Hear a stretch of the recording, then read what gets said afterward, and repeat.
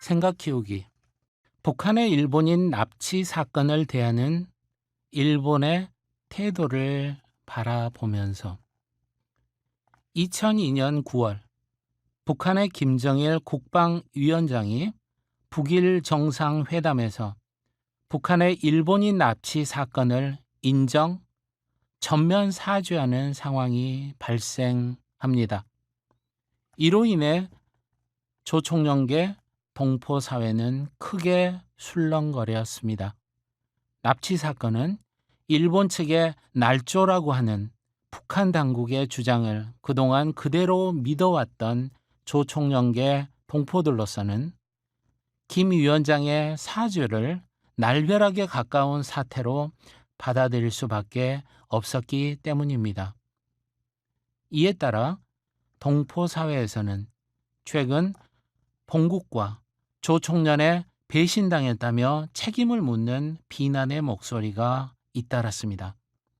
예컨대 조총련 산하기관의 하나인 제1본 조선인 인권협회 긴기 지방본부는 일본인 납치에 항의하며 진상해명을 요구한다라고 하면서 식민지 지배의 피해자 자손인 우리들이 지금 가해자의 입장에 처해 있는 것을 통감하며 납치 희생자와 가족에게 사죄한다라고 하는 내용의 성명을 발표하면서 당혹감을 감추지 못했습니다. 그러면 한일 관계가 세계적인 차원, 동아시아 지역의 차원, 그리고 양국의 국내 상황 및 남북한 관계와 맞물려 전개되어가는 최근의 사례로 북한의 일본인 납치 사건의 경우를 한번 살펴보기로 합시다. 일본은 납치 문제 진전 없이 핵 문제는 물론 전반적인 북미 관계 개선을 추진해서는 안 된다라고 미국을 비롯한 국제사회에 줄기차게 요구하고 있습니다. 하지만 1970년대 북한 정부에 의해 행해졌던 일본인 납치를 국가에 의한 용납할 수 없는 폭력이고 동아시아형 테러 행위라고 일본이 일방적으로 비난하기에는 그로부터 그리 멀지 않은 시기에 일본 제국에 의해 식민지 민중에게 가해진 국가 폭력의 스케일은 가히 비교할 수 있는 차원의 것이 아니었습니다. 더욱이 이러한 역사 문제를 대하는 일본 측의 태도는 지금까지도 애매모호합니다.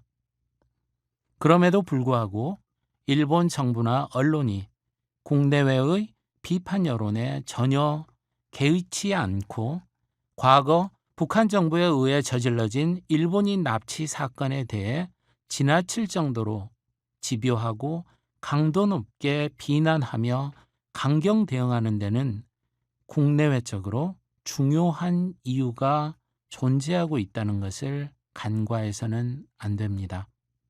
지금 일본은 냉전의 해체 이후 변화하는 세계 정세와 아울러 중국의 급격한 부상 등으로 상징되는 동아시아 지역 질서의 변동에 대처하지 않으면 안 되는 상황에 놓여 있습니다. 그런데 전후 냉전 시기에 마련된 평화헌법 등 국내의 구조적인 요인들은 여전히 지속되고 있습니다.